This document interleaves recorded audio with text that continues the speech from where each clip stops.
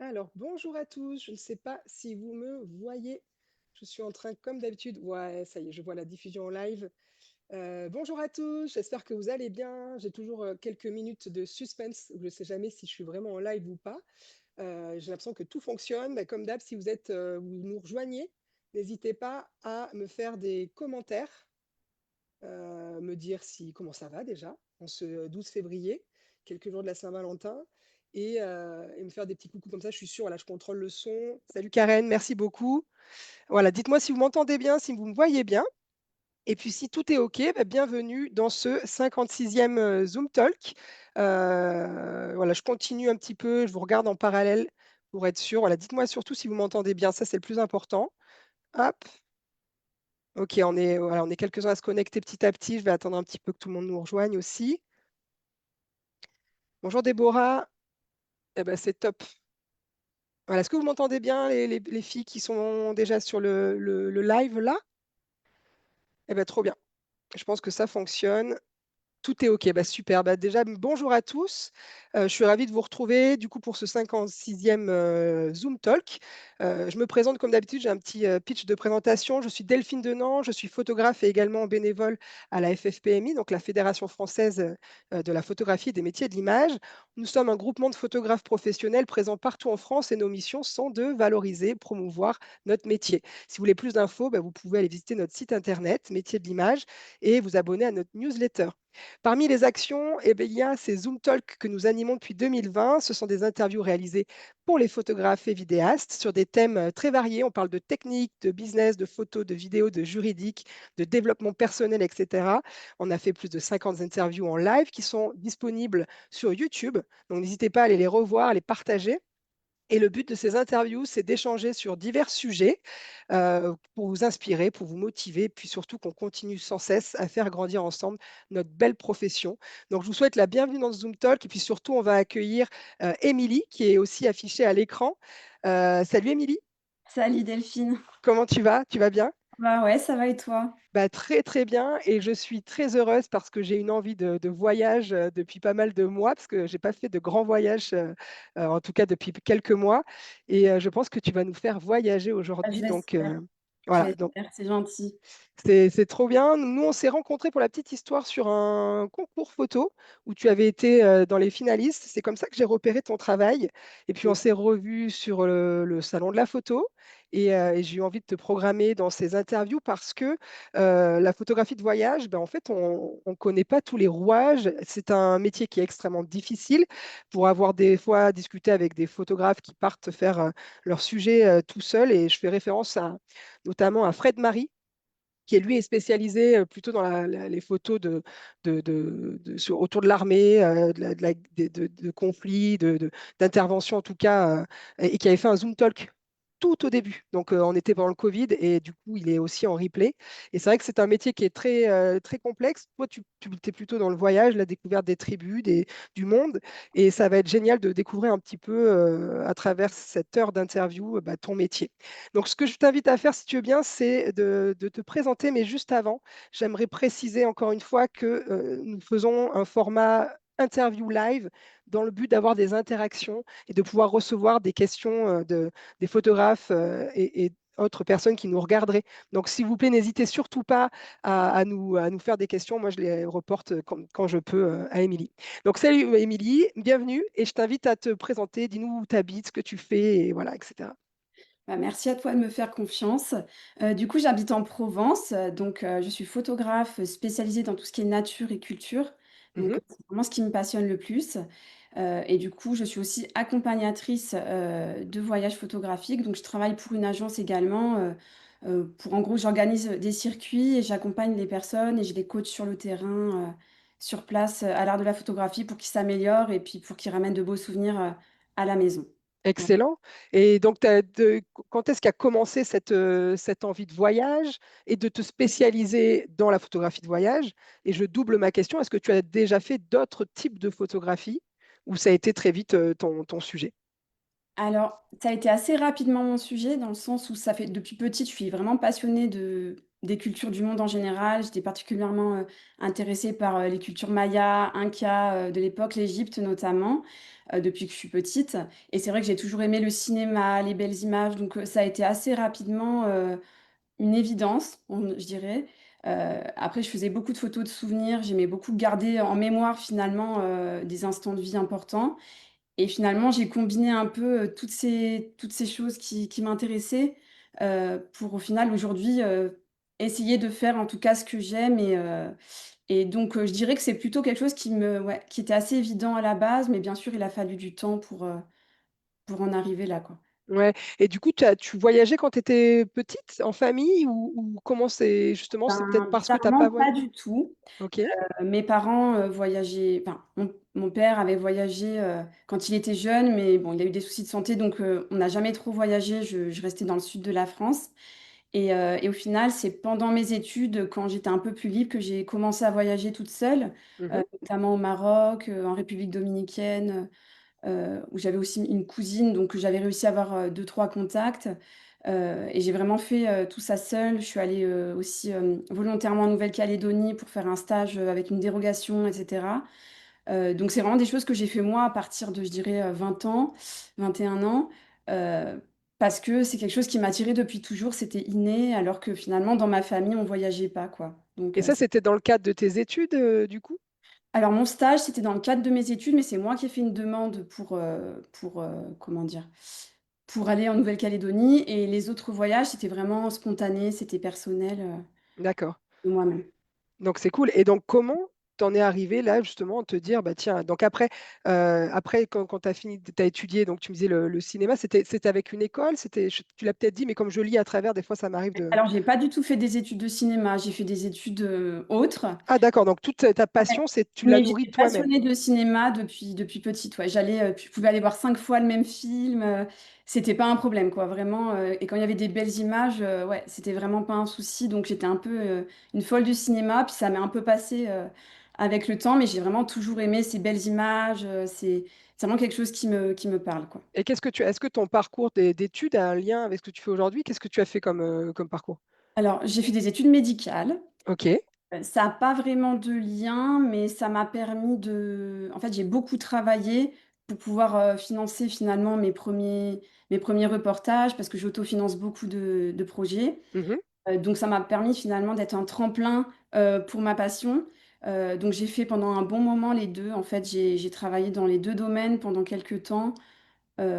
Parce que, le domaine du voyage est très compliqué et c'est difficile d'en vivre donc ça m'a permis, on va dire, de financer certains projets, jusqu'au jour où j'ai décidé de faire de vivre que de ma passion. Ouais, bah, c'est génial et donc du coup, cette transition, c'était il y a combien de temps? Il y a combien d'années tu t'es dit: «Ça y est, je me lance, à À 100 100% dans le voyage, dans le et tout ce qui va ça avec autour»?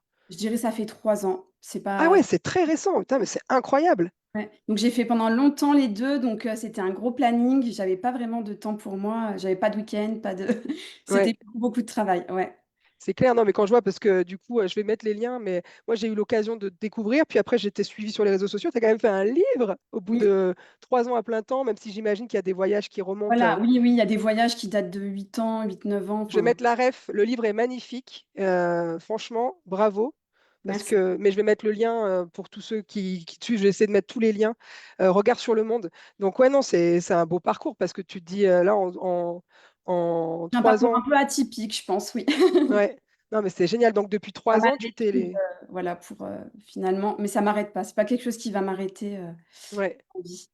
donc c'est cool et donc du coup, est-ce que tu as remplacé le côté médical par l'organisation de voyage? Ou tu avais déjà aussi l'organisation de voyage comme casquette, Alors quand j'ai commencé, je faisais encore un peu en parallèle du médical, et ensuite alors je fais pas que de l'organisation parce que je travaille avec une agence, donc ça dépend un peu des circuits. Ouais.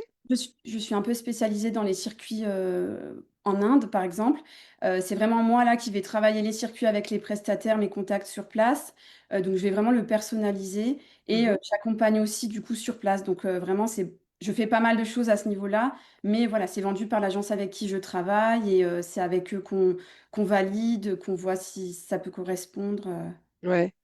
Non, mais c'est génial. Bah, du coup, on va resserrer sur le sujet de la photographie de voyage. Du coup, enfin, dans les premiers voyages que tu as organisés en mode bah, solo, comme ça, choisir une destination, etc., c'était il y a combien de temps, du coup? Bah, là, ça doit faire une petite dizaine d'années. Ok, Après à l'époque, je faisais de la photo, moins poussée qu'aujourd'hui, mais ça restait ma passion pour les cultures et pour, comment dire? Pour l'ailleurs quoi qui m'a poussée au début à partir et parce que j'étais intéressée de voir comment ça se passait ailleurs, ouais. voilà donc ça doit dater de 10 ans, je Et dirais. quel était le premier voyage, du coup? Et ben, le premier c'était le Maroc, je pense. C'est le Maroc. Ouais. Alors, du coup, moi, j'ai envie de te poser des questions sur comment, en fait, j'imagine que tu as envie d'aller dans tellement d'endroits, mais Mmh. comment tu choisis une destination, justement? Alors aujourd'hui, vu que c'est aussi mon métier, je suis vraiment, attirée par des pays avec une culture forte, Mmh.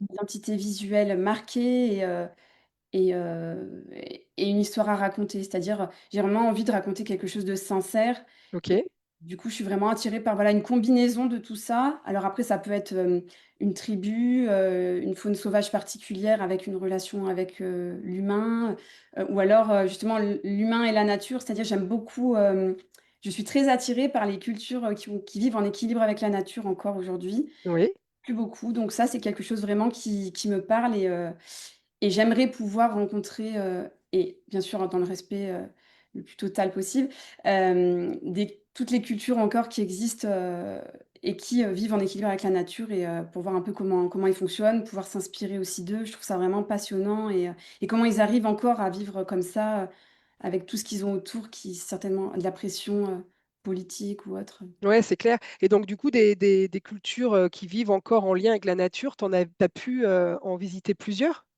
Oui, j'en ai rencontré plusieurs. Alors j'ai encore du chemin, mais oui, en Éthiopie notamment, en Papouasie, en Namibie aussi, Ouais. par exemple tout ce qui est, donc le peuple San, Mmh. qui sont les derniers enfin un des p une des premières populations, d'Afrique, australe, et aujourd'hui ils sont plus beaucoup et ils ont vraiment en plus comment dire? Un faciès et cetera vraiment magnifique. Enfin, je les trouve vraiment, fascinants autant dans leur façon de vivre que physiquement, voilà donc voilà, les San en Éthiopie, il y a de nombreuses tribus que j'ai rencontrées qui vivent encore en équilibre avec la nature, Ouais. notamment le peuple Suri, bah, c'est la photo, Du du flyer qui ouais, illustre le voilà, flyer? Mmh. exactement, qui ont même pas de loi, en fait, hein. Ils n'ont même pas de chef politique, il y a pas de ils ne régissent pas par une loi. Voilà, ils vont pas respecter la loi, ils ont leurs propres règles Ouais. et c'est assez, fascinant. C'est aussi un peu déroutant parce que, du coup, il y a pas de règles et ça peut vite être un peu le bazar, je dirais, mais c'est très Et intéressant. c'est-à-dire qu'il y a pas de règles, en fait, ils ne s'occupent pas des règles, qu'il y a autour d'eux ou au sein de de leur Enfin, communauté, il y a pas du tout de hiérarchie, il y a pas il y de a pas de hiérarchie, il y a pas de c'est chef. fou. Et en plus, comment dire? C'est ce qu'on dit après, mais ils respectent pas vraiment les lois du pays en lui-même. Ils s'estiment être dans En un cocon, autosuffisance. quoi. Voilà, Ouais, totalement. Ils sont en autosuffisance, ils font, comment dire? Ils cultivent leur propre nourriture, ils font leur alcool, ils ont leurs propres lois et il y a pas de chef. C'est vraiment souvent, c'est quand même la hiérarchie de l'âge. On va ouais. dire quelqu'un de plus âgé, il va être plus écouté, mais voilà, ça reste, très, flou et ouvert, quoi. Ah, j'ai envie de poser 10 000 questions, mais j'arriverai jamais à la fin de l'interview parce que ça me pose des questions sur la transmission. Est-ce qu'ils te partagent, du coup, parce que quand tu es dans une bulle comme ça, au niveau de ton peuple, ça veut dire qu'ils maîtrisent 100% tout, notamment la santé par les plantes. Donc, Alors, ils maîtrisent pas vraiment tout honnêtement parce que, par exemple dans cette tribu où j'ai été, heu mhm, j'ai dû enfin, comment dire? C'était très compliqué parce que j'ai vu des choses difficiles aussi, hein. On voit des enfants, on voit des gens avec des gangrènes presque, enfin, on voit vraiment des situations médicales graves, mhm, mais apparemment, il y aurait voilà, il est censé y avoir des zones médicales pas trop loin d'eux, mais c'est pas toujours respecté et eux-mêmes n'ont pas n'ont pas forcément envie. Mm. l'envie d'aller, voir un médecin. Par contre, il y en a voilà, j'ai quand même été, comment dire? Il y a beaucoup de personnes qui sont venues me voir, pour me demander s'il y avait des médicaments, Oui, de regarder parce qu'ils estiment que voilà, nous on a peut-être l'œil pour, surtout que j'ai fait des études médicales, donc on va dire je connais quelques petites choses où j'ai pu les conseiller un petit peu. J'essaye en tout cas d'apporter moi aussi quelque chose à ces gens et pas juste devenir là. Je suis pas là juste pour faire des photos, pas du tout. Ouais. Vraiment là comme une invitée discrète, j'essaye d'être la plus discrète possible, de me fondre dans l'ambiance et j'essaye de les respecter au maximum. Et si je peux Mhm. apporter mon aide, voilà, je le fais avec plaisir. Ah bah c'est génial. J'ai une question de Jimmy. C'est vrai qu'on a dans ta présentation, on est assez vite rentré dans le vif du sujet, qui demande du coup comment tu arrives à vivre de tes photographies de voyage. On n'a pas parlé de ce que tu en faisais après. Est-ce que tu vends à des magazines? Du coup, j'ai parlé de ton ouvrage. Est-ce que tu exposes, etc. Enfin voilà, si tu veux nous parler de tout ça. Tout à fait. Alors, je dirais qu'il faut être vraiment très polyvalent. Donc, c'est un mixte de plein d'activités. Je ne vis pas juste de la photo de voyage. Je fais des expositions, de la vente de tirages. Du coup, là, je viens de créer mon livre notamment. Je fais des accompagnements. Donc, comme je suis quand même riche de mes expériences et photographe, je travaille avec une agence du coup spécialisée dans la photo. Et dans les voyages, donc je peux apporter, voilà, comment dire? Mon expérience dans les circuits que j'accompagne, que je personnalise, donc il y a de ça aussi.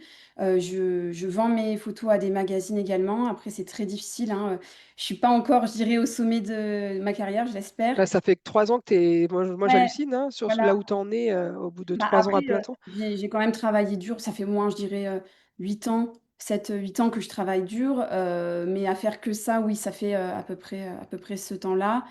Mais voilà, j'ai plus de temps aujourd'hui pour le faire, mais c'est vrai que ça demande vraiment beaucoup, beaucoup de patience et je pense qu'il faut peut-être 10 15 ans pour peut-être espérer vivre confortablement de ce métier et encore, je ne Oui, sais pas. puis c'est aussi les rencontres, c'est aussi quand on est sur le terrain, on n'a pas trop le temps d'aller faire du démarchage auprès des magazines. En fait, c'est tout un système qui est des fois complexe aujourd'hui, et puis depuis toujours, mais peut-être encore plus complexe aujourd'hui. Je pense Parce qu'aujourd'hui, que, c'est très difficile parce qu'il y a de la concurrence aussi, je pense et c'est très fermé, c'est un monde très fermé, c'est très difficile de se faire connaître. Je pense qu'il faut travailler dur, être patient, être déterminé, persévérant et moi, c'est plutôt des qualités que je peux avoir dans la vie. C'est vrai que je suis quelqu'un, je me bats, enfin, voilà, je suis j'essaye en tout cas de me battre tout le temps pour ce que j'aime et je dirais que je fais ce métier avant tout parce que j'aime ça et par passion. et c'est pour ça que ça va marcher.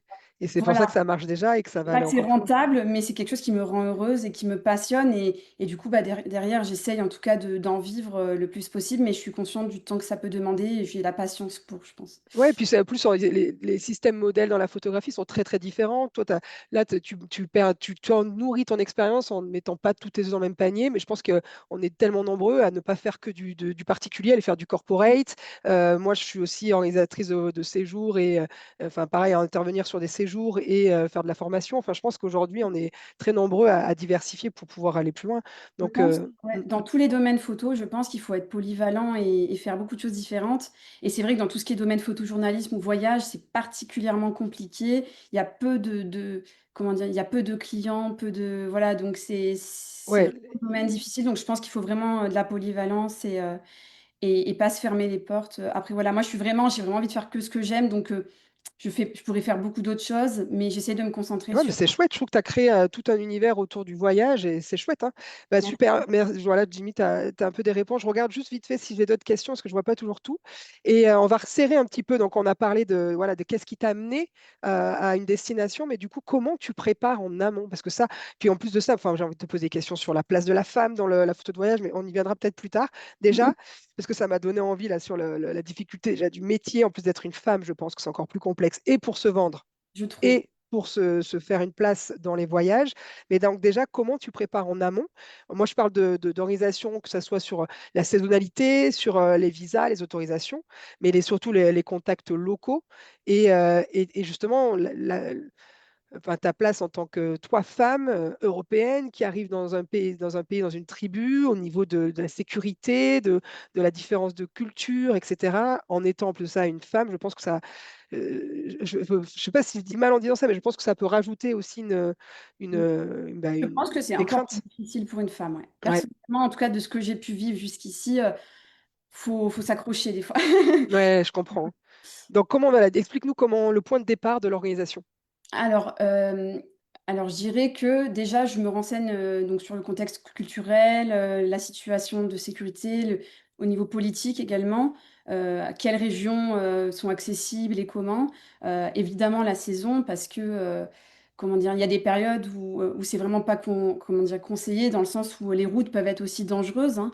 Oui, Et s'il y a eu de la grosse pluie, et mousson, etc. et même quand des fois on va dans un pays, il y a des saisons qui sont normalement plus sûres, avec le changement climatique, etc., ça m'est arrivé plusieurs fois voilà, enfin, d'être embourbé, etc. Ça peut arriver facilement quand on va dans des endroits vraiment reculés. Donc, je me renseigne beaucoup là-dessus. J'essaye voilà, d'apprendre quelques mots de la langue parce que ça peut aider, même si je trouve pas toujours toutes les informations. Parce que dans certaines tribus, il y a très peu finalement, je trouve, d'écrits. Euh, Après, voilà, il y a tout ce qui est, par exemple, si j'amène mon drone, bah, je vais vérifier qu'il y ait des autorisations à avoir, les visas, évidemment. Ça, tu trouves sur les sites du gouvernement? Est-ce que tu veux le préciser? Parce qu'il y a peut-être des gens qui voudraient faire la même chose et Oui, tu trouves sur les sites des gouvernements, puis des fois sur des forums, tu as des personnes qui expliquent aussi, donc ça peut aider. Et puis il y a des livres aussi, des fois, qui peuvent aider là-dessus. Mais bon, honnêtement, sur Internet, on trouve beaucoup de choses aujourd'hui, donc je me renseigne beaucoup comme ça. Et parfois, si j'ai réussi à avoir un contact sur place, etc., je me renseigne aussi comme ça. Voilà, et, et donc tu et les contacts locaux? Parce qu'à un moment donné, je veux bien qu'on trouve les informations sur des sites de gouvernement sur les visas et les autorisations d'engins comme le drone, mais les contacts locaux, enfin, à un moment donné, comment tu as commencé, quoi? ouais, bah, parfois, je peux passer par une agence, c'est-à-dire que voilà, Ah, il y a des... Ok. ouais, ça arrive que je passe par une agence. Déjà en termes de sécurité, parce que déjà, c'est des personnes, quand c'est des agences locales qui connaissent vraiment bien le terrain, Mhm. même si moi je fais mes recherches, etc., j'ai pas toujours toutes les infos. Et notamment parfois pour avoir un guide qui parle la langue de la tribu, parce que ça, c'est aussi des fois important pour vraiment respecter comment dire, la tribu, être le plus discrète possible, pas faire d'impair, c'est vraiment super important pour moi. Et je pense qu'il faut vraiment pas arriver comme ça avec ses gros sabots. C'est vraiment quelque chose que j'étudie en amont, que je travaille pour arriver avec le plus grand respect possible, les déranger le moins possible, et puis qu'on puisse échanger plus facilement aussi. Alors pas tout le temps, mais j'ai parfois, oui, un guide traducteur avec moi, et notamment dans certains pays pour la sécurité, c'est obligatoire. Ouais. D'accord. Et du Donc, coup, du coup, donc l'agence intermédiaire, elle choisit le guide en fonction de la tribu. Enfin, toi, tu choisis l'agence en fonction de alors la moi, en tribu gros, que c'est tu moi aurais. qui explique ce que je veux faire, parce que souvent je travaille en amont, j'adore travailler moi-même les circuits, où je vais aller, etc. Donc ça, c'est moi qui précise ce que je veux faire. Et après, on travaille un peu en collaboration, en fait, pour le circuit que je recherche et ce que je recherche en termes d'authenticité, où je veux aller exactement.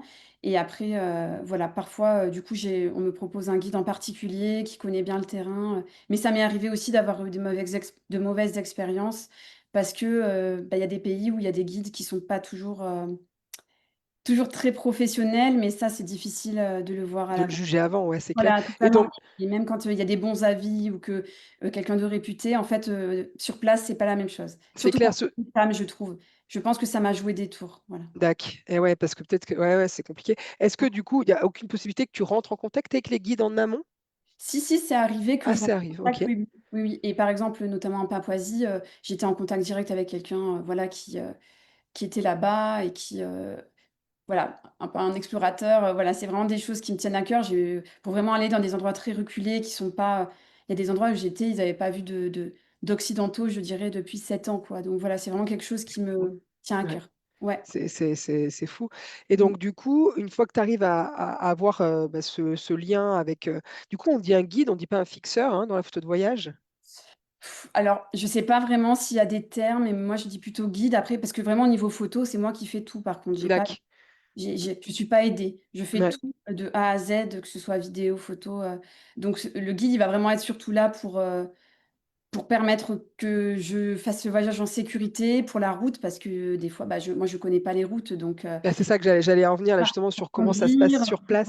ouais, Ils et viennent te chercher à l'aéroport, par exemple, ou tu les oui, retrouves? par exemple, ça dépend. Franchement, ça dépend des fois. Puis il y a des pays où je fais solo, quoi. Ça va vraiment dépendre des fois. Mais en Éthiopie, il faut pas y aller tout seul, quoi. C'est vraiment. D'accord.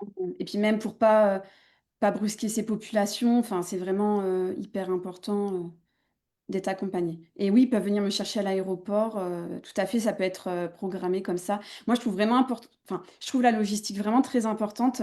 C'est ce qui me permet en fait je la travaille vraiment en amont pour après permettre les imprévus justement. Ça me permet finalement sur place d'être créative et de penser qu'à ça, à créer, à rencontrer, plutôt que de réfléchir aux à côté. Tu vois ce C'est que je veux dire? clair. J'aime bien C'est- quand c'est programmé avant. Après voilà, c'est arrivé que je fasse aussi des pays où je vois sur place. Oui, Et quand c'est un reportage, comme ça aussi, complexe, avec une attente quand même derrière et une population où je dois respecter et cetera, je préfère, anticiper et préparer la logistique, je comprends. en amont. C'est top. Et donc, du coup, est-ce que quand tu arrives sur place, est-ce qu'il y a toute la tribu le sait? Comment tu es accueilli? Comment, en fait, les premières heures, si tu as des expériences ou des anecdotes à nous raconter, un petit peu juste, et peut-être tes premières fois, les appréhensions que tu avais, enfin voilà, comment ça se passe concrètement? Ok, tu arrives toute seule ou tu as le guide qui vient?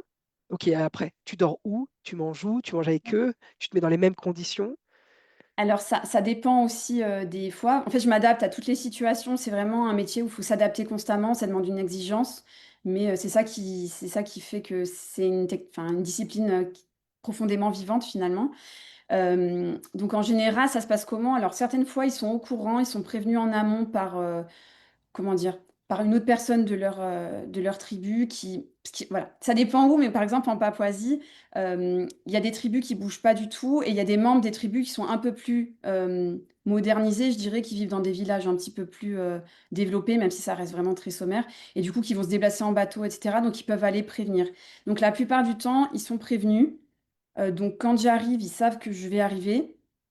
Et comment ça se passe? Bah, souvent, je suis très bien accueillie. Franchement, la plupart du temps, je suis très bien accueillie et puis, je pense que quand on arrive avec, bienveillance, respect et ça doit se ressentir. Enfin, voilà, j'espère en tout cas. J'ai été la plupart du temps bien accueillie. Après voilà, il y a eu des moments où ça s'est pas toujours, hyper bien passé, mais pas vraiment contre moi, mais parce que voilà, il y a des tribus, voilà, comme je le disais, les Suris, ils n'ont pas de chef, ils n'ont pas de loi, donc en fait, comment dire? On n'a pas la même éducation et pas forcément la même vision des choses, donc ça peut parfois être un peu, comment dire? Pas dangereux, mais Mais est-ce que justement tu t'es senti en insécurité parfois ou tu t'es dit, attends, tout est possible, ça veut dire que là, en euh, je- Éthiopie, j'ai eu plusieurs frayeurs, ouais.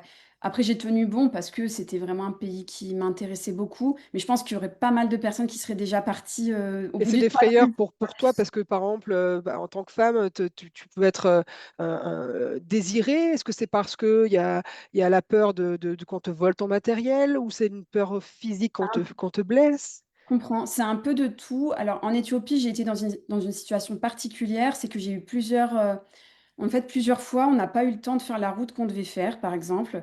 Donc, on s'est retrouvés à devoir dormir à des endroits imprévus. Donc, en Éthiopie, comme ça, à dormir derrière une station-service, dans une tente.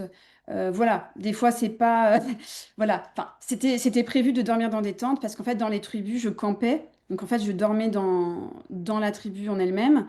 Par contre, il y a des sortes de guerriers qui sont là pour protéger le camp, en gros. Pour protéger, en fait, le camp des autres parce que malheureusement, comme on n'a pas la même éducation, ils peuvent facilement être un peu, comment dire, pas invasifs, mais tu vois ce que je veux dire? Oui. Voilà, c'est des codes on n'a pas forcément. Moi, après, je suis très ouverte, donc il n'y a pas de problème, mais c'est vrai qu'il y a un juste milieu. Et du coup, on avait, par exemple, en Éthiopie, des guerriers qui gardaient le camp, qui étaient payés pour garder le camp, en gros, pour assurer la sécurité du camp, garder les affaires, même si j'avais des cadenas pour tout, mais voilà, ça restait quelque chose de...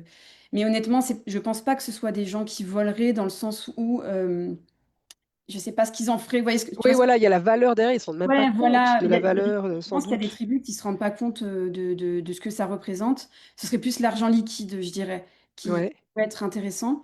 Euh, Après, qu'est-ce que je disais? Oui, donc plusieurs fois, j'ai dormi dans des situations compliquées et dans ouais, une insécurité flagrante.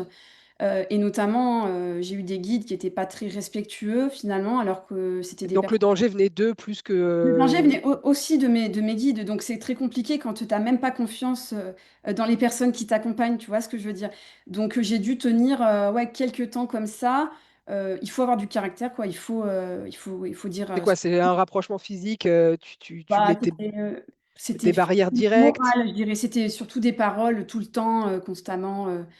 Euh, comment dire, si on faisait des enfants, ils auraient les une cheveux comme séduction. Oui, Ouais, voilà, c'est des choses qu'en fait, tu n'as pas envie d'entendre quand c'est quelqu'un qui est censé t'accompagner pour ta sécurité. Tu vois ce que je veux dire? Donc, et d'accord. aussi, il y avait vraiment un gros problème d'alcool aussi dans certaines tribus, parce qu'en fait, ils font leur propre alcool. Donc, c'était connu que l'après-midi, fallait un peu rester dans le camp, par exemple. Mais en fait, les guides eux-mêmes buvaient. Donc, Ouais. en fait, ça créait des situations de tension entre eux. C'est-à-dire que moi, j'étais très discrète, je faisais mon maximum. Mais le guide et la tribu en elle-même, des fois, Ça clashait, ouais. ça clashait en fait. Et toi, quand toi, tu es à côté et que tu es là pour être le plus discrète possible, etc., c'est pas toujours évident. Donc, j'ai eu des situations comme ça compliquées. Et est-ce qu'il y a des fois, parce qu'on me pose la question, est-ce que d'être une femme, c'est un avantage ou pas? Inversement, est-ce qu'il y a eu, du coup, avec la douceur que tu amènes auprès peut-être des femmes, des enfants, est-ce que ça t'a ouvert des portes de confiance? Je pense que ça peut aider dans certains pays parce que les femmes avec des enfants vont vachement plus aller vers moi. Je pense qu'elles vont être plus ouvertes que pour un homme, que pour aller vers un homme. Je pense clairement que c'est une réalité. Mais par contre, voilà, en termes de sécurité, je pense que c'est quelque chose qui pose problème. Mais par contre, pour aller vers les gens, je pense que, il y a certaines populations où c'est plus facile d'aller vers une femme que vers un homme. Et du coup, certainement que ça a dû m'aider dans pas mal de situations dans mes voyages, quoi. Donc, notamment en Inde. euh, Enfin, les femmes indiennes, elles adorent, elles viennent beaucoup vers les femmes souvent. Elles adorent les boucles d'oreilles, elles adorent. Elles sont très coquettes, donc c'est quelque chose qui va leur parler. Elles vont aller facilement vers moi pour ça. J'ai remarqué, ouais. Ouais, excellent. Ouais. Et non, c'est quand même dingue. Je pense que tu n'arrives même pas à traduire ce que tu dois vivre, Ouais, tellement c'est c'est. compliqué d'expliquer parce que chaque pays est différent et des fois ça va très bien se passer. Par exemple, en Papouasie, ça s'est hyper bien passé. J'ai jamais senti d'insécurité, tu vois, alors que finalement c'est un pays qui a une réputation à ce niveau-là pas toujours positive. Après, j'étais bien entourée, etc. Et j'étais dans des endroits vraiment très reculés. C'est un peu différent dans les villes aussi. Ouais. Mais en Éthiopie, je trouve que c'était quand même, je crois que c'est un des voyages les plus compliqués que j'ai vécu. Même si c'est magnifique, c'est vraiment un pays splendide, mais il faut arriver prévenu, bien entouré. Voilà. Et t'as jamais eu envie, du coup, de voyager peut-être avec, en binôme avec un homme, justement, pour peut-être arriver dans où toi, tu es dans la même situation qu'un homme qui Ça m'est pourrait arrivé. Ça m'est enfin, te protéger, quoi. En Papouasie, notamment, j'étais pas toute seule. On était une petite équipe, du coup, et c'était plus facile. Je pense que ça a aidé à ce que ce soit plus facile parce que, voilà, j'avais deux, trois hommes avec moi et je pense que ça a aidé. Je pense que ça a aidé et du coup, c'était beaucoup plus fluide. Mais bon, après, c'était une grosse expédition. C'était très compliqué en termes de confort. Après, c'est quelque chose que j'aime bien parce que j'adore le dépassement de soi. Donc, limite, j'aime plus les voyages comme ça que quand c'est confortable. Ouais, je comprends. Ouais, mais même si c'est sûrement c'est difficile, mais à la fois c'est ça qui est beau, je trouve. C'est clair. Ce que je propose, si tu veux bien, c'est que tu m'as envoyé une vidéo. Oui, Du coup, je sais que j'ai des difficultés à mettre le son, mais du coup, tu vas pouvoir la commenter un petit peu en live. Tu veux bien essayer de faire ça? C'est pas ouais, prévu. après elle est rapide, donc à Mais voir. voilà, ou même après, si tu veux continuer après, ça peut être chouette. Je vais la mettre à l'écran. Je commente Et après, du coup je la laisse. ouais, tu peux, mais du coup, il n'y aura pas de son. Donc, si tu as envie de dire des mots dessus et de dire où c'était, il y a avec grand plaisir. Donc là, je pense que tu peux me dire, Émilie, si c'est affiché à ton écran. Moi je le vois, ouais, il n'y a Comme pas j'ai de... une latence toujours avec Facebook et la diffusion live, je ne le vois pas. Donc, je lance la vidéo. Je t'en prie. C'est un peu saccadé, mais ça va. Ah, c'est vrai? Alors, Ouais, peut-être non, mais c'est pas. peut-être mon PC, hein, c'est peut-être mon. Mais ouais, il n'y a pas de son. Bah là, en fait, du coup, c'était en Papouasie. Je suis allée voir plusieurs tribus, dont une qui s'appelle les Korowai. Et c'est une tribu qui est vraiment très reculée. Donc, ouais, on a dû marcher 4 heures dans la boue et même dans les rivières très profondes pour y aller. On a pris un avion privatif. On a fait 2 heures de pirogue. Enfin, voilà, c'était vraiment quelque chose de très reculé. Et du coup, là, dans cette vidéo, on peut voir un peu cette tribu. Là, c'est les Asmat. C'est une autre tribu qui, elle, vit proche de l'eau, proche des fleuves et qui a vraiment comment dire, cette sensation qu'ils peuvent communiquer avec les morts via l'eau et c'est hyper intéressant. Excellent, mais c'est trop bien. Un Moi, j'ai peu pas. rapide, C'est mais clair. Et moi, j'ai pas tout entendu parce que j'avais la musique dans mon casque. j'espère monter un reportage parce que j'ai fait des vidéos aussi Ouais. un peu plus long. Le problème de ces reportages, c'est qu'il y a beaucoup de nudité et du coup, c'est vrai que sur les réseaux sociaux, c'est très compliqué de gérer la nudité quand elle est c'est en vrai. quantité. Et du coup, j'ai pas encore pris le temps parce que ça va me demander un travail fou. Mais c'est quelque chose que j'espère pouvoir poster sur YouTube. Et du coup, tu la reposteras peut-être une prochaine. Ouais, exactement. Et même si, franchement, n'hésitez pas à aller voir tous tes autres films sur YouTube, et puis dessus sur les réseaux sociaux, parce que tu mets quand même beaucoup de vidéos. C'est ça que j'aime bien, et c'est ça que j'ai vraiment apprécié aussi quand je t'ai découverte, c'est que ton compte, déjà les images sont belles, donc c'est trop beau là ce qu'on vient de voir. Enfin, n'hésitez pas à commenter, mais c'est un mélange de couleurs, de paysages, de population. Enfin, je trouve que tu fais ça très bien, et tu documentes, ça donne tellement envie de voyager.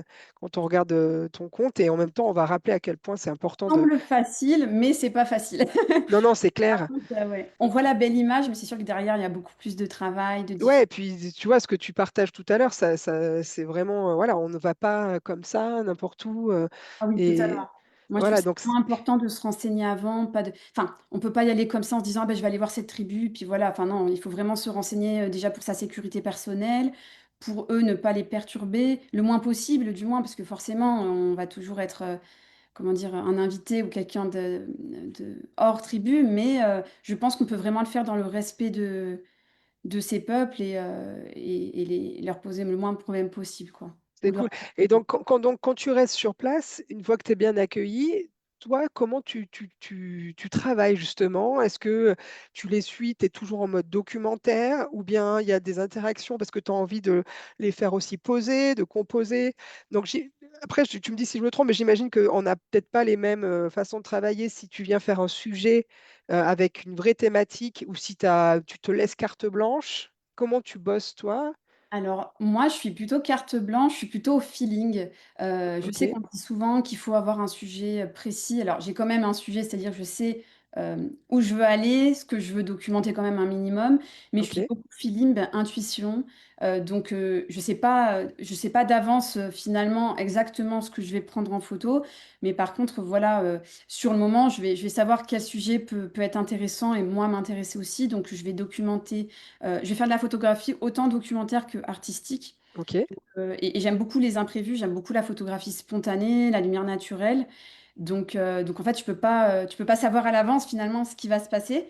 Mais par contre, oui, bien sûr, j'ai une envie de pouvoir faire des portraits, mais j'ai à cœur de le faire vraiment de façon naturelle. Donc je suis plus dans la spontanéité. Ok.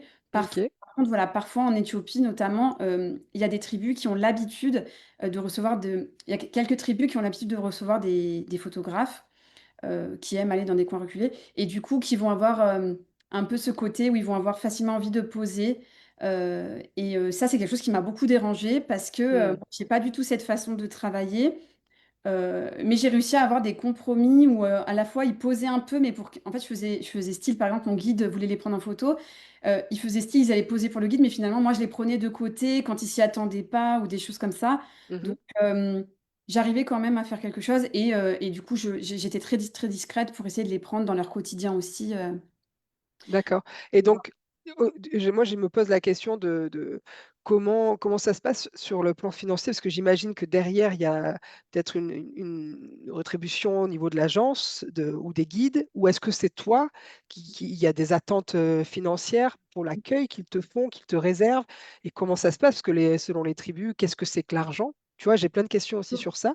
Et j'en profite parce que j'ai une question de Karen qui dit, à travers ça, c'est aussi en lien, comment ça se passe pour les autorisations et le droit à l'image, puisqu'on a vu aussi de certains photographes qui ont été derrière des publications, j'ai oublié certains noms, mais qui ont fait don à des associations parce qu'ils se sentaient aussi en culpabilité peut-être d'avoir utilisé le droit à l'image de certains enfants très connus dans le monde qui ont fait des unes, etc. Comment tu te Oui, positionnes, tu toi? parles, non. Alors, comment expliquer? Donc, les guides, etc., ils sont payés, évidemment, hein, les agences sont payées. En fait, j'autofinance beaucoup de projets. Donc, en fait, c'est évident que le travail mérite salaire. Donc, je vais payer le guide et je vais payer l'agence avec qui je travaille si je pars avec une agence. Et après, sur place, ça va vraiment dépendre. Euh, En gros, il y a des pays, en fait, moi, je vais, donc en Inde, par exemple, je vais facilement demander le contact de la personne et lui demander si elle accepte que j'utilise sa photo, etc. Et en plus, quand j'ai leur mail, je peux leur redemander derrière si je peux utiliser les photos. Après, il y a vraiment des pays assez ouverts dans le sens où comment dire, tant que ça nuit pas à la dignité de la personne, qu'il est pas tout, enfin, vous voyez ce que je veux dire? Qu'il est pas tout nu et cetera, c'est pas un problème. OK, C'est pour qu'eux-mêmes nous prennent en photo, nous impriment et nous mettent chez eux. Enfin, voilà, c'est quelque chose d'assez facile en Inde, mais par OK, contre, j'essaie toujours de demander, bien sûr, l'autorisation. Et dans les pays comme l'Éthiopie ou la Papouasie, par exemple, il y a on paye en fait, en gros, en Éthiopie, les suris, par exemple, c'est quelque chose qui est discuté en amont avec, avec la, il y a pas de chef, mais on va dire la personne qui va, nous traduire ou assurer aussi notre sécurité, et ça va être en fait, comment dire? Marchandé. En fait, on va donner une certaine somme pour pouvoir avoir accès à certaines photos, et pouvoir les utiliser. En gros, c'est comme ça que ça marche dans certains pays. mmh, Ça dépend vraiment en fait des cas, mais aujourd'hui, c'est pour qu'en fait eux-mêmes ils aient un intérêt, à ce qu'on prenne des photos, mais souvent, ils se voient jamais ou ils s'en fichent un peu en fait. Eux, ils s'en fichent un peu d'être dans un grand magazine ou autre, c'est pas forcément quelque chose qui les intéresse. Mais par contre, j'essaie de respecter ça. Je prends des enfants, mais j'essaie de le prendre le moins possible, et la plupart du temps, c'est de dos ou avec la maman. En fait, j'ai l'accord de la maman. Voilà, je c'est comprends. ça, et si vraiment je prends un enfant tout seul, j'ai demandé à la maman ou au papa avant, si je pouvais, et j'essaye quand même, j'en poste quelques-uns, mais le moins possible, et c'est souvent, dans la dignité Oui, de c'est ça, le respect de toute manière de ce qu'on t'a offert, ce qu'on t'a autorisé, permis. pas prendre, par exemple, en Inde, on peut voir des choses, par exemple des crémations publiques, des choses comme ça. Il est connu qu'il faut éviter de prendre des photos, des corps ou des choses comme ça. C'est totalement normal de respecter ça, alors Totalement. qu'on voit des fois des gens le faire, et moi, c'est vraiment quelque chose que je pourrais pas faire. J'essaie de respecter au maximum. Je suis pas parfaite, mais en tout cas, j'essaye, au maximum de faire attention à ça, Ouais, mais merci pour ta transparence, parce que c'est vrai qu'il y a quand même, j'ai l'impression qu'on ne parle pas de ça. Comme si, quand on regarde des photographes de voyage, on a l'impression qu'ils ont tout fait tout seuls, qu'ils sont arrivés dans des endroits, ouais, par eux-mêmes, qu'ils ont fait leur reportage. Est-ce que ouais. c'est donc c'est tu confirmes par ce que tu dis que finalement c'est une pratique, Bah, après courante? ça dépend, hein. Il y a plusieurs pays, je suis allée toute seule, enfin, comment dire? C'est moi qui ai tout travaillé les circuits, qui ai tout fait, hein. Mais, dans les pays où il y a vraiment des tribus reculées comme ça, c'est impossible d'y aller seul parce que déjà on ne sait pas où il faut aller. Ouais, On connaît pas les codes, souvent il faut une logistique importante. Par exemple en Papouasie, on avait une vraie, comment dire? C'était une expédition quoi. On avait des énormes sacs avec la nourriture qu'on portait nous-mêmes, enfin avec, tu as des porteurs des fois, ouais, voilà, l'eau qu'on faisait bouillir, et ben, on la transportait pour pouvoir, remplir les bouteilles. Enfin, il y avait des transporteurs, tout à fait. Donc, en fait, on payait quelques personnes, en fait, c'est des personnes de la tribu en tant que telle, qui s'étaient modernisées parce qu'en fait, aujourd'hui, malheureusement, les tribus disparaissent et il y a beaucoup de gens de jeunes notamment, bah, qui veulent, aussi avoir internet, qui veulent avoir une vie plus facile, et du coup, bah, parfois on fait appel à ce type de personnes qui connaissent la langue et les coutumes pour aussi nous aider à porter, le matériel, et ça fait aussi des relations très sympas parce que, enfin, c'est vraiment, une aventure, de groupe finalement, et ça j'ai adoré, en Papouasie notamment. c'est clair. Et quand tu as pas de, de traducteur, comment tu enfin, la communication, je sais qu'elle est non verbale, enfin voilà, mais est-ce que tu peux expliquer comment ça se passe du coup Bah, pour moi, toi? j'aime bien aussi quand, en fait, je trouve pas qu'il faille forcément tout comprendre. Je suis d'accord, ça nous apprend beaucoup de choses, mais je trouve que parfois ça donne lieu à des situations vraiment, attachantes, à des moments drôles, finalement de pas se comprendre à 100, et ça m'est arrivé plusieurs fois au Kirghizistan notamment parce qu'ils parlent très peu anglais, c'est plutôt russe et moi je parle pas du tout russe, et il y a beaucoup d'endroits où on captait pas, donc vraiment les situations, ça donnait lieu à des situations enfin vraiment très, très drôles, où j'ai été invitée, dans une yourte, dans une famille qui m'a invitée à manger. Excellent. Ah, mais c'était vraiment que des surprises et moi j'adore ça. Franchement, je trouve ça vraiment passionnant, et notamment en Papouasie, hem, comment dire? Certaines tribus, on connaissait 3 mots, quoi. Ils essayaient de m'apprendre, les mots, donc moi franchement j'essayais, c'était pas facile, mais j'adore ça. Mais je savais pas dire une phrase complète, quoi, donc mais il y avait quand même un attachement, on a quand même des coups de cœur, humains qui se créent, et moi je suis beaucoup comme ça. J'ai beaucoup de coups de cœur humains, parce que je pense que j'aime profondément les gens, et je pense que si on arrive avec bienveillance, les gens nous le Nous nous le le rendre bien. nous rendent bien. Voilà, c'est ça. Enfin, en tout Ouais, cas, pour l'instant, c'est ce qui m'est arrivé. J'ai quand même eu voilà, des situations plus compliquées en Éthiopie notamment, mais la plupart du temps, si on arrive avec bienveillance, et cetera, enfin ouais. voilà, ça se passe Bah, bien. c'est génial et puis l'homme il est ce qu'il est, hein. Il y a Et des ça, on a bonnes des limites, personnes et voilà, le monde est pas beau, enfin, c'est pas ouais, on peut pas dire que tout le monde est beau, que voilà, je suis consciente des risques, quand je pars, j'essaie justement avec la logistique de diminuer, ça au maximum, mais ça m'est arrivé plein de fois d'avoir des imprévus, notamment en Éthiopie. J'ai tenu le coup et globalement, j'ai pas eu de gros problèmes, je dirais, ça aurait pu être bien plus grave. Oui. Heu, je suis consciente des risques et que dans le monde, il y a voilà, il y a des choses qui se passent pas, toujours, comme on le voudrait C'est et génial. Mais ouais, ouais, c'est clair et moi ça me rappelle un peu, tu sais, les une émission, que je enfin, que je connais, je regarde pas forcément tous les épisodes, mais Bienvenue en terre inconnue où on ouais, bien voit sûr. quand ils sortent, des fois, il y a Tu des peux venir me chercher, je suis là. ouais, Grave, ouais. et tu vois, quand ils partent, il y a vraiment des fois des situations, déchirantes de au revoir. Est-ce que tu vis la même Bah, moi, chose? ouais, ça me fait cet effet-là où je suis triste, de les quitter et je me dis: «Est-ce qu'on se reverra? Est-ce que» ouais, ouais, non, mais complètement. Après, comment dire? Je suis jamais restée très, très longtemps non plus dans une tribu parce qu'on peut pas s'imposer, 2 mois comme ça. Enfin, c'est quelque chose où il y a quand même, sachant qu'on donne un tribut quand même, quand on arrive dans une tribu, c'est une signe de un signe de respect. On vient pas comme ça, dormir, donc c'est coûteux aussi. Faut le savoir, hein, on n'arrive pas c'est pas gratuit quoi, hein, tout coûte un petit peu cher, parce que c'est normal d'arriver, de donner au chef, quand il y a un chef, de l'argent, des outils qui peuvent les aider dans le village, des choses comme ça. Ça va dépendre Des médicaments des aussi? médicaments, ouais, tout à fait. Après les médicaments, ça peut être délicat, heu, parce qu'ils peuvent aussi, ne pas les utiliser comme il faut. D'accord. Donc oui, ça m'est arrivé de d'amener des médicaments, mais surtout pour des guides ou des gens qui ont la capacité de savoir comment les utiliser. Et quand j'ai aidé des personnes en tribu avec des médicaments, je leur ai bien expliqué avant avec un traducteur, comment Dans faire et quel puis quand contexte? c'était raisonnable pour pas qu'ils fassent de bêtises, ouais. Mmh. Et qu'est-ce que tu peux donner d'autre? Est-ce que, parce que li enfin voilà, je me dis: «Qu'est-ce que tu apportes?» Ouais. Alors, des fois, on peut apporter des savons aussi. L'avantage des savons, c'est qu'il y a pas d'emballage aussi, Oui, et notamment en Éthiopie, ils aimaient beaucoup les savons, et ça évite, voilà, donc au niveau de la végétation de qu'ils jettent des choses, parce que, voilà, on n'a pas la même éducation, donc eux, ils vont pas forcément voir, la différence. Mais, les savons, j'amenais, qu'est-ce que j'amenais? Alors, tout ce qui est stylo, tout ça va vraiment dépendre, des du pays. cultures. Mmh. Au Kirghizistan, ils adoraient le chocolat.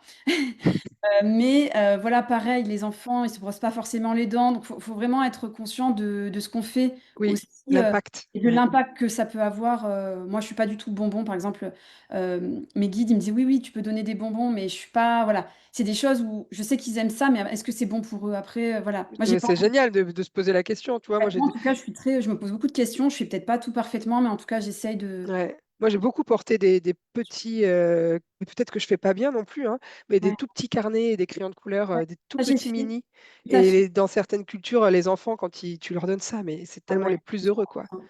Bah, en Ouais, Éthiopie notamment quand, bah, une fois on a dormi dans un endroit pas prévu, on a réussi à trouver un village à 1 heure et demie de marche, qui était un camp de canne à sucre, et du coup ils nous ont acceptés pour enfin alors j'ai dormi dans des conditions, très, très compliquées, mais le lendemain matin, en fait, c'était une matriarche, c'était une femme qui gérait le camp. OK, Et elle avait des enfants et du coup, en fait, le matin, elle m'a emmenée dans une zone où il y avait un peu des tables, si on peut dire, et du coup, j'ai commencé à donner j'avais amené des carnets avec des crayons de couleur et j'ai commencé à le donner à quelques enfants et puis au final, tous les enfants du village sont arrivés et on a passé 2 heures à colorier où ils me montraient tous leurs dessins, voir s'il était c'est bien. trop bien. C'était vraiment un Mmh. moment ça m'a remonté le moral par rapport à la situation dans laquelle j'étais et c'était vraiment un moment, dont je me souviendrai, et j'avais posté quelques vidéos sur Instagram, mais ça a finalement un peu compensé, la situation délicate, quoi. OK, non, c'est fou, on pourrait t'écouter des heures et comment tu gères la logistique? C'est-à-dire ton matériel? Tu parlais tout à l'heure que dans certains pays, tu pouvais même voyager avec le drone. On l'a vu sur les vidéos que tu as fait, il y a des plans aériens aussi. En termes de batterie, tout simplement? Des et puis enfin, quand tu dois décharger tes cartes, est-ce que tu pars avec, des tonnes de cartes? Comment tu sécurises dans les transferts pour pas te faire voler ton travail et cetera? Bien sûr. Alors, en termes de logistique, déjà, ça dépend, par exemple, du pays, mais en Éthiopie, en Papouasie, la Papouasie, c'était particulièrement compliqué parce que j'ai presque pas eu d'internet pendant tout mon voyage. Pas Qui a duré combien de d'internet, temps? d'électricité, je veux dire. Ça a duré, 20 jours à peu près. OK, 20 jours où j'avais pas du tout d'électricité. Donc en fait, j'avais amené 2 powerbanks, j'avais un panneau solaire, j'avais, 6 batteries pour mon 6 batteries pour ma caméra, et j'avais qu'est-ce que j'avais d'autre? C'est déjà pas mal, mais il y a un endroit apparemment où on pouvait en fait, se brancher parce qu'ils ont des fois des groupes électrogènes, Mais le seul groupe électrogène qu'on a eu, il y avait tout le village branché dessus. Parce qu'en fait, il y a certains villages où ils ont un téléphone, mais ils n'ont pas d'électricité. Ah Donc en oui, fait, ils le chargent tous sur le même groupe sur la électrogène. même. En Ouais, fait, ouais, ouais. ils gagnent 10% en 4 heures, quoi. Donc en fait, je m'étais dépannée comme ça pour mon téléphone. Oui, Mais la plupart du temps, sinon, j'étais comme ça sur la pirogue avec mon panneau solaire quand il y avait un peu de soleil, parce que c'est des zones où il pleut beaucoup aussi, donc c'était pas toujours facile d'avoir du soleil. Et sinon, ouais, des powerbanks, des grosses powerbanks bien chargées avant de partir. J'ai réussi à tenir le coup, même si je faisais attention quand même de pas en abuser, sachant que j'avais mon drone aussi. Donc, ouais, fallait... Et du coup, le drone, j'en ai fait un petit peu, mais j'en ai pas fait énormément pour pas, bah, voilà, parce que j'avais pas énormément de batterie. En Éthiopie, comme on avait un 4x4, on rechargeait sur la batterie du 4x4 dans les camps. Donc ça, c'était un peu plus facile. Voilà, et sinon, bah, dans d'autres pays comme l'Inde, le oui, Kirghizistan, pareil, le Kirghizistan, j'avais des batteries aussi. Et puis, il y avait des endroits où, comme je logeais chez l'habitant, ils avaient des prises, donc oui. on Je pouvait pense que tenir. ouais, c'est vraiment les endroits très reculés, hein. Moi, Vraiment, ça les me endroits rappelle reculés, c'est plus Philippe compliqué. Etcharou. Je sais pas si tu connais Philippe Etcharou. Oui, Il je nous avait vois. fait ou Etcharou, je sais pas si je le dis bien, mais il nous avait fait une conférence et il parlait de ça. Je crois qu'il laisse, quand il part, il laisse les panneaux solaires ou Aux certains groupes personnes, électrogènes aux tribus. bah, Euh, je sais pas totalement. je sais pas si ça t'arrive aussi de laisser des choses quand tu pars. Ça m'arrive, on me demande souvent ma frontale. Ah ouais, excellent. Ouais, Ouais. c'est vraiment un truc qui me demande. Par contre, comme ils n'ont pas d'électricité derrière pour recharger, des fois. Bah, tu vois ce que je veux dire? Voilà, je sais Ça pas ce serait que inutile, ouais. mais je sais que la frontale, on me l'a souvent demandé et parfois, bah, je la donne, parfois je peux pas parce qu'en fait, je suis au début de mon voyage et il me reste 20 jours comme ça, donc c'est compliqué de faire sans frontale Ouais, je comprends. parce que c'est des endroits où il n'y a pas d'électricité, enfin, il n'y a pas de lumière, quoi. Et comme du coup, mon téléphone, des fois, j'ai pas beaucoup de batterie non plus. Voilà, donc c'est bien d'arriver avec deux frontales. Ouais, ouais, de doubler des Une, fois. éventuellement, ça c'est quelque chose ouais, auquel il faut penser. Et en Ouais, termes de mémoire, alors moi, enfin, ça fait souvent rire, mais je prends le risque. Moi, j'ai souvent beaucoup de cartes SD. Euh, ok. Parce que je trouve que c'est quand même quelque chose d'assez sûr finalement par rapport à un disque dur aussi. Ça prend Ouais, pas c'est beaucoup clair. de place. Et comme j'amène pas mon PC, parce que dans ces endroits-là, il n'y a pas beaucoup d'électricité, je vais pas prendre le risque de charger mon ordinateur aussi. Enfin, tu vois ce que je veux dire, c'est compliqué. Donc souvent, je sais pas, je peux avoir 15 cartes SD Ouais, ça m'étonne pas. Moi, je avec fais pareil, moi. j'ai beaucoup de cartes. Ouais. Après, il y a tu peux trouver des sortes de, comment on peut dire ça, de disques durs où tu peux brancher la carte SD dessus, mais il y avait eu pas mal de soucis et du coup, moi, j'avais laissé tomber. Donc, je suis plutôt carte SD en quantité.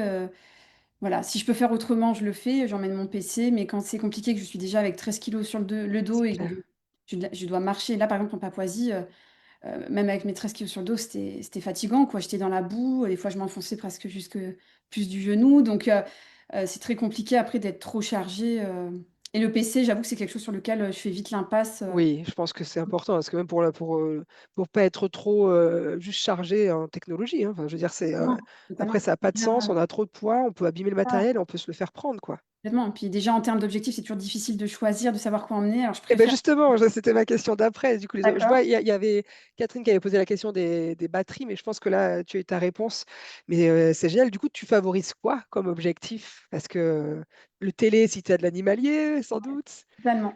Alors, bah, téléobjectif, si j'ai de l'animalier ou un fixe, comment dire, un 400 mm ou quelque chose Oui, comme ça, j'ai de l'animalier. Quand c'est un pays où il y a de tout, enfin, il y a toujours de tout, mais où particulièrement la faune sauvage est intéressante aussi, c'est vite un casse-tête. Donc, j'emmène par exemple un téléobjectif, j'emmène facilement mon 24-105 parce que je le trouve hyper intéressant. oui, Il est un peu moins lumineux, mais il est vraiment très polyvalent dans beaucoup de situations, donc je l'aime bien. Et après, j'aime beaucoup prendre des objectifs fixes, lumineux, parce qu'en fait, ça arrive très très rapidement d'être dans des situations de lumière basse ou dans une maison sombre. Tu vois, par exemple, oui. je sais pas, ils n'ont pas de fenêtre parfois, ils ont pas, donc c'est très très sombre et c'est là où du coup un objectif type 35 mm F4, f1.4 où c'est indispensable pour moi et ouais, du coup j'amène souvent un 35 mm, un 85 mm, ça m'arrive aussi, Ok. un 70-200 qui peut être pas mal et polyvalent aussi. Mm, mm. Mais voilà, j'amène un peu de tout, quoi, pour pouvoir faire un peu de tout. C'est le problème, c'est que comme j'aime beaucoup la faune sauvage également, faut vite un peu de tout et dans un pays, il y a de tout en fait, hein, donc Moi, ça m'intéresse beaucoup aussi, donc C'est clair. c'est Franchement, un c'est casse génial. à chaque Je vois fois. tout le temps qui passe, j'ai encore des tonnes de choses à te demander. Du coup, j'ai envie de partir plutôt maintenant qu'on a un peu, bah, abordé tout ton orga en amont, comment ça se passe sur place, la technique, la logistique, les difficultés et cetera, les tensions, tout ça, et les bons moments, puisque ça crée aussi Bien sûr. des liens incroyables. Justement, quelles seraient tes leçons, en fait, quand tu as vécu tout ça en immersion? Je relis mes notes en même temps. Ce que tu retiens humainement et professionnellement et comment ces expériences t'ont transformé. En fait, tu disais que toi, bah, tu te donnes tous les moyens possibles pour vivre de ce métier. Justement, pourquoi? Qu'est-ce que ça t'apporte en fait de temps, de ouf pour toi, quoi? Alors, humainement, je dirais que ça nous montre que, comment dire? Le monde est nuancé et varié et que c'est jamais pareil et que c'est toujours des situations différentes et ça, je trouve ça passionnant de voir comment ça se passe ailleurs, qu'on vit pas de la même façon, on n'a pas la même vision des choses et ça, c'est hyper intéressant. Ça m'apprend aussi que professionnellement, je peux quand même me faire confiance en mon regard et en mon instinct aussi, dans la vie. Il faut vraiment être toujours, dans l'adaptabilité et comme je suis très intuitive, plus j'ai d'expérience et plus je me rends compte que je peux quand même me faire confiance, sur ces points-là. Et tu me disais quoi à la fin, pardon? Bah, quoi, qu'est-ce que ça t'a apporté toi humainement, aussi de ce que tu vis, les leçons Le sur le plaisir, monde, sur la ouais, vie, bien tu vois? sûr. C'est difficile à expliquer, mais je sais pas, c'est quelque chose qui m'attire, c'est en moi et c'est vraiment passionnant et j'ai envie d'avoir un travail de mémoire, mettre en valeur finalement ces populations qui vivent encore comme ça et qui vont peut-être disparaître. J'ai envie d'avoir ce travail de mémoire et de faire connaître, ces gens, mais tout en les respectant, pas, voilà, je cherche pas juste à montrer un endroit, je veux vraiment, que ça soit sincère et peut-être que ça fasse, je sais pas comment expliquer, mais parler les consciences, enfin, je sais pas comment on peut dire ça, mais peut-être, voir notre vie différemment aussi, que nous, on est vraiment dans des conditions, quand même, Très privilégié, ouais. privilégiées. Voilà, c'est Ouais. quelque chose même si je suis consciente que voilà, il y a plein de choses, qui vont pas aussi, mais je pense que ça fait relativiser aussi sur beaucoup de choses Mais finalement, la notion du bonheur, est-ce que tu as trouvé ces tribus tristes, affectées par le monde ou finalement complètement, et ben, franchement, ça dépend, je trouve que globalement, ils semblent heureux. Bah, les enfants, par exemple, les enfants, ça joue, ça voilà, ils ont pas l'habitude, ils ont l'habitude de leur nature, ils ont l'habitude de ça, donc eux, ils semblent heureux dans cette végétation, ils semblent heureux de pas avoir grand-chose et ça les dérange pas. Mais par exemple, j'ai vu d'autres personnes, voilà, qui sont vite à demander tes t-shirts, qui sont voilà, c'est compliqué à expliquer, mais je pense qu'il y a un certain bonheur, chez ces gens qui finalement ont moins d'attentes que nous, moi, c'est dans le lien, je veux dire, ce qui me fascinerait, pardon, c'est peut-être le lien, profond. C'est-à-dire que j'ai l'impression que nous, notre civilisation, parce qu'on a perdu l'intuition, parce qu'on vit à 2000 à l'heure, des fois dans des modes, un peu d'hyperactivité, on n'est plus dans le soi, l'être, le lien à l'autre sincère. d'accord, ouais. Est-ce que ça, tu arrives à avoir une sacrée différence? Tu te dis, en fait, ils sont vraiment dans le moment présent, c'est-à-dire que le moment présent, c'est aussi avec l'autre et avec toi? Totalement. Je pense que déjà, il y a une solidarité qui est différente, et même, tu vois, par exemple, on devait installer nos tentes dans les camps, bah, ils viennent t'aider, ils venaient carrément, c'est trop mignon, mais il y a des petits, ils venaient me nettoyer ma tente parce qu'il avait plu, il y avait de la boue. Tu vois, ils sont quand même, dans une solidarité, une bienveillance à ce niveau-là et ils sont très communautaires, en fait, finalement, tout se fait en groupe, que nous, on est très individualistes Oui. Mmh. aujourd'hui. Alors, c'est quelque chose que j'ai aimé et j'ai aimé aussi ce rythme différent. C'est clair, tu te lèves, enfin, ça n'a rien à voir, nous, on est dans une société, stressante, ouais, où on court tout le temps et moi, ça me fait beaucoup de bien de voir qu'ailleurs ça se passe différemment et de vivre à ce rythme-là. Moi, je pense que je ne suis pas faite, pour notre société, en vrai et ça me enfin, j'adorerais vivre plutôt, comme ça, alors, c'est très difficile, hein, je suis consciente qu'ils ont une vie très difficile, peut-être pas autant, Mais je comprends ce que tu veux autour dire, d'eux, c'est le mais tu vois ce que je veux dire? ralentissement et le moment Ça me présent, quoi. correspondrait mieux, et c'est pour ça que j'ai vécu un peu en Nouvelle-Calédonie, par exemple, qui est quand même une île où il y a une culture un peu différente et un rythme plus cool et franchement, c'est quelque chose qui me parle et où je me verrais vivre, pour ça, quoi. Donc, je pense que ça en fait apprendre sur soi-même, ça fait relativiser, ça montre aussi que voilà, le monde, c'est pas partout pareil, quoi. C'est Et clair. la variété, elle est fascinante, elle est passionnante. Parfois, elle fait peur, mais elle est aussi belle, quoi. Donc, Ouais, c'est chouette, hein. Et c'est vrai que l'hyperactive que je suis, en plus en disant ça, enfin, c'est tellement le mal du siècle, hein. ouais, C'est bah, le ouais, moi quand aussi. on écoute des thérapeutes, quand on écoute des gens sur la santé mentale, c'est ça, c'est le rythme effréné de la vie qui nous fait Tellement. passer à côté de notre vie, hein. C'est fou, hein, dans le lien avec nos enfants, dans le lien avec nos proches et couper, c'est tellement important. Ah, c'est Franchement, ça. c'est chouette, vraiment chouette. Là, j'ai plus de questions. Je pense que les gens t'écoutent avec enfin, beaucoup d'attention et de respect. Du coup, j'aimerais bien, s'il te plaît, voir, avoir ton avis sur la vision de l'avenir, sur la photographie de voyage. Justement, tu en as parlé un petit peu sur l'effet réseaux sociaux, j'étais là, le tourisme de masse, du coup, l'impact écologique que ça a. Et en même temps, ben, nous, on a envie, enfin, j'imagine que toi, tu as encore envie de voyager pour travailler. Qu'est-ce que tu en penses de ces questions-là? Comment tu te positionnes, toi? Alors, c'est des sujets délicats. Je suis consciente que moi-même, je peux être vue comme une touriste dans le sens où je vais dans un pays qui n'est pas le mien, je vais dans une culture qui n'est pas la mienne. Mais déjà, j'essaye toujours de le faire en conscience et de respecter au maximum, ces populations, d'être le plus discrète possible, de respecter la culture au maximum. Bien sûr, je dois prendre l'avion. Après, j'essaye aussi, toujours au maximum de faire, des vols directs ou de voilà. Je pense qu'on peut faire quand même des petits efforts. Par contre, voilà, ça fait partie de mon métier, de ma passion, de ce qui me fait vivre et de ce qui me passionne. Je fais beaucoup d'efforts sur le reste, dans ma vie, même, dans mon alimentation et cetera. Mais je suis consciente que ça reste un sujet, délicat où on peut Ouais, pas puis enfin voilà, arrêter l'avion complètement, c'est très compliqué. Je pense bah, qu'on fait surtout pour beaucoup toi, mais en d'efforts. plus de ça, toi, tu as un métier de mémoire, de témoignage. C'est ça la différence peut-être avec quelqu'un qui va juste quelque part et qui Oui, va faire c'est un ça, c'est ça. carnage.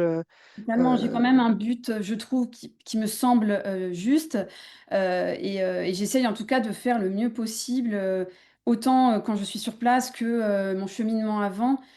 J'essaye par exemple, tu vois, quand j'accompagne des groupes, je vais essayer d'accompagner 2 groupes à la suite, pour éviter de prendre l'avion plusieurs fois. Voilà, c'est des choses que j'essaye de faire. Pareil, je travaille toujours, avec, au maximum des agences qui sont responsables, donc qui travaillent avec des locaux, qui ont un impact sur, la vie locale. Voilà, on fait le maximum. En tout cas, c'est quelque chose sur lequel je suis consciente, oui, et je fais mon maximum. Après, tout ce qui est un peu tourisme, de masse, comme on dit, oui, c'est ça. Moi, c'était ça, ça, ton avis sur c'est un peu les réseaux sociaux aussi. Donc, c'est bah, vrai que c'est moi, ça. je suis pas trop comme ça parce que moi, j'aime bien faire quelque chose qui me ressemble. Donc, j'ai pas envie de copier quelqu'un. Donc, je vais pas, parce que l'endroit est beau, y aller. Tu vois ce que je veux dire? Moi, je Je suis pas du tout comprends. comme ça. Et c'est quelque chose qui me parle pas. Et c'est vrai que parfois, comme il y a beaucoup d'influenceurs aujourd'hui de voyage qui donnent des tips, des choses comme ça, moi, je suis photographe et en plus, j'essaye de faire des choses justement qui sont hors, comment dire? Hors voyage classique, Oui, j'essaie au maximum de faire des choses un peu hors sentier battu, même si bon, ça m'arrive bien sûr de faire des choses, plus classiques. Ah, il y a du passage. Heu, ouais. mais en gros, je sais plus ce que je disais du coup. Donc, que tu as envie de garder peut-être certains coins Voilà, privilégiés bah, sans voilà, transmettre, des sans. fois on m'écrit pour savoir où c'est et cetera et moi c'est vrai que c'est quelque chose qui me tient à cœur. Je J'ai pas forcément envie de donner toutes ces informations pour préserver déjà, bah, ces populations. Alors, après Et on la peut nature faire, et ses recherches. Ouais, voilà la nature, chacun peut faire ses recherches, il y a pas de souci, j'empêcherai jamais quelqu'un d'aller où il veut, hein. Mais voilà, j'ai pas envie de faire partie, de ceux qui donnent les tips pour aller à un endroit qui justement est pour l'instant préservé. je comprends. Voilà, enfin moi j'ai un peu cette vision des Non, choses. mais moi, je la partage tellement. Voilà.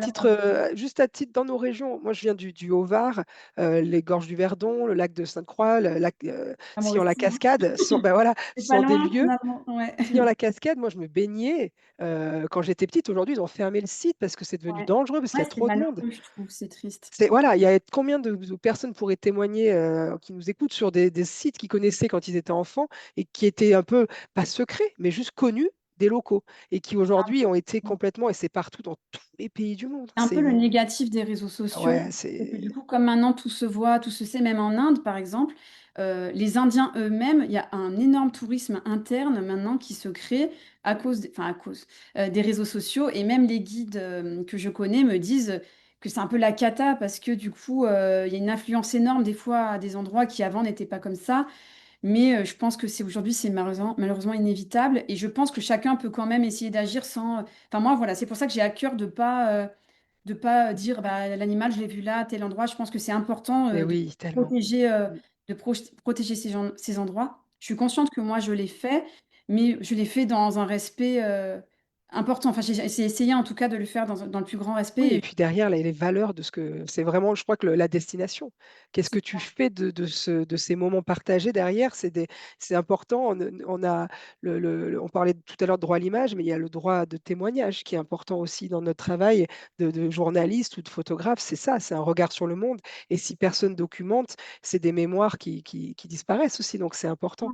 Je pense bah, c'est que quelque chose qui me tient à cœur, même si je suis consciente qu'il y a pas que moi qui fais ça, mais déjà ça me passionne et vraiment j'ai à cœur de le faire et il y a vraiment des endroits où ils vont vraiment disparaître et je pense que c'est important d'avoir un regard là-dessus et de le documenter sans pour autant dire aux gens: «Allez-y». Moi, j'ai c'est pas du tout clair, cette vision des choses pour dire, «Je vous montre un endroit pour y aller», pas du tout. Je pousse pas au tourisme, c'est juste, c'est vraiment plutôt, faire découvrir, un autre monde, peut-être fasciner, peut-être, se poser des questions, et garder en mémoire, des populations ou des façons de vivre, qui vont disparaître et qui, avant peut-être étaient la nôtre ou qui sont inspirantes et qui nous montrent qu'on pourrait faire autrement aussi, c'est voilà. clair, c'est passionnant. Franchement, je crois qu'on peut rester l'après-midi avec toi même plusieurs jours. J'aurais tellement de questions. Je pense que tout le monde t'écoute avec beaucoup de passion. Mais il va falloir terminer ce live, ce qui est déjà 38. Moi, je voudrais te poser une simple question que j'aime bien poser en fin d'interview depuis quelque temps. Si tu te recroisais, justement, quand tu as commencé dans cette passion, en tant que la photographe que tu es aujourd'hui, qu'est-ce que tu dirais à la photographe d'il y a 10 ans? Sur tes envies, etc. Qu'est-ce que tu ferais différemment ou est-ce que tu dirais de faire différemment ou autre? La question est difficile, je dirais de continuer de croire en ce qu'elle rêve. Enfin, moi je suis vraiment quelqu'un, je crois en mes rêves, je suis un peu utopiste parfois, mais c'est un peu ma façon de faire et je pense que c'est ce qui m'a permis aujourd'hui de faire ça. Je crois en mes rêves et j'ai envie d'y croire, j'ai envie de croire qu'on peut les réaliser donc je suis déterminée et c'était comme ça enfin j'étais comme ça il y a 10 ans donc je pense que je lui dirais: «Bah continue». Voilà, Génial. après faire autrement, c'est difficile. Franchement, c'est difficile, parce qu'au final mes études m'ont permis, c'est un tremplin qui m'a permis, Oui. d'arriver là aussi. Donc on a toujours envie de dire peut-être que j'ai perdu du temps, mais en même temps, Bah ça non. m'a permis de faire ça aujourd'hui aussi. Voilà, c'est une question difficile, j'ai un peu du mal à te répondre, autrement, Bah mais non, tu as bien répondu. C'est voilà, continue de croire en toi et ouais, finalement, bah, des fois, tu sais, des fois, on n'a rien à changer, hein, parce que oui, de pas sans notre écouter, histoire, on n'arrive pas ouais, à l'endroit où on est. ça et de Ouais. pas écouter si on nous dit que ça sera pas possible, parce que moi, plus on me dit que c'est impossible, Tu as plus envie d'y j'avance. aller. Ouais, je suis pareil. C'est ça, moi je suis un peu rebelle, donc plus on me dit: «Non, non, c'est pas possible», plus ouais, je vais tout faire pour. Bah, surtout si quand on en a envie, hein. Je crois qu'il n'y a personne, et ça, c'est génial parce que je crois Même que à dans l'école, hein, c'est ça. même à Tous ceux l'école. que j'interviewe, je crois qu'il y a quelque chose d'assez commun, c'est en fait oser, quoi. Ouais, Oser, oser, oser. S'il y a quelque chose qui est sur votre cœur, même quand en on a peur, enfin, ouais. parce que moi, on peut se dire: «Mais elle a pas enfin, elle a pas peur et tout», mais en fait, même quand on a peur, ça m'arrête pas. Tu vois ce que je veux dire? C'est quelque chose, la peur fait partie de c'est normal, de l'inconnu et cetera, mais la peur va pas m'arrêter, Oui, puis la peur, je pense aussi qu'il faut savoir l'analyser. C'est-à-dire qu'il y a des peurs qui sont là, c'est quand même notre instinct de survie, hein, la peur. des a priori aussi, hein, Et puis, non, non, mais c'est important d'avoir peur, sinon on pourrait se mettre en danger. Elle est là pour nous protéger, et totalement. ça, c'est dû à Un nos instinct, passés et nos qui, instincts. Après, c'est analyser la peur. Est-ce qu'elle est rationnelle ou pas? Et la totalement. surpasser. Non, mais c'est génial. Écoute, Émilie, je t'ai ravie. Est-ce que tu as des actus qui arrivent? Est-ce que tu as des expos qui arrivent? Alors les expos, c'est pas tout de suite parce que je suis bien occupée. J'ai une exposition en décembre à Lyon, Ok, donc c'est pas tout de suite, mais là, je pars dans 10 jours en Inde, donc j'accompagne 2 groupes. ok, Donc ça va être chouette, et ensuite, quelle actu j'ai? Bah, écoute, franchement, pour l'instant, je suis bien occupée avec mes voyages, ouais, donc voilà, mais les expositions, j'en aurai une en décembre et j'aurai une photo exposée pour, voilà, je participe à un projet, pour une étudiante, au mois de mai, ok. mais pour l'instant, j'ai pas d'exposition, tout de suite, quoi. Bon, Voilà. ben, c'est génial. Le programme à la J'ai mis le lien. Je vous remets le livre parce que il y a mon franchement, livre, voilà, qui est sorti, au mois de j'arrive pas à faire décembre. la mise au point, parce que mon ordi est trop high-tech maintenant. Mais je remettrai le lien. Là, il me suit, c'est perturbant, je bouge, ça bouge. Qui est franchement, j'ai trop hâte. Je l'ai commandé il y a pas longtemps et je le prends pendant mes vacances là, à la neige, pour voyager encore Ouais, différemment. Et c'est magnifique. Donc, je mettrai le lien pour qu'il puisse être feuilleté. Moi, je te dis énorme bravo. de oser, d'aller poursuivre tes rêves, de faire tous ces voyages, de les partager. Je vais mettre ton lien Insta, je vais mettre, voilà et puis n'hésite pas à aller voir, les commentaires. Ils ont été, assez, voilà, dans l'écoute, je pense, aujourd'hui, parce que c'est toujours Ah, impressionnant d'avoir ouais. des J'ai photographes, regardé pour être honnête, j'étais à fond avec toi et je regarderai après. bah, oui, non, mais il faut parce que tu vois, il y a un Ouais, décalage, c'est dur à ouais, gérer. Mais franchement, merci infiniment pour ta transparence, avec pour le partage que tu as et moi, j'ai qu'une envie, c'est de te recroiser pour continuer, cette conversation avec bientôt. plaisir, en Provence ou sur un salon, avec Bah, c'est trop bien. En tout cas, prends bien soin de toi. Je te souhaite le meilleur sur ton prochain voyage en Inde, du coup et je merci, vais essayer de suivre ça sur les réseaux et on se recroisera dans les événements photos, j'en suis certaine. Prends avec voilà, grand sécurité, amour et tout ce que tu peux transmettre, aux merci. autres. Merci infiniment. Franchement et merci à tous d'avoir été là. On se retrouve, pour, la suite de des Zoom Talk, dans un mois avec un autre sujet et merci de nous avoir fait voyager et je vais mettre tous les liens, pour qu'on continue à travers tes vidéos et cetera. Ça marche avec plaisir, merci. Merci beaucoup. À À plus. bientôt. Merci Ciao. encore, salut. Merci. Salut.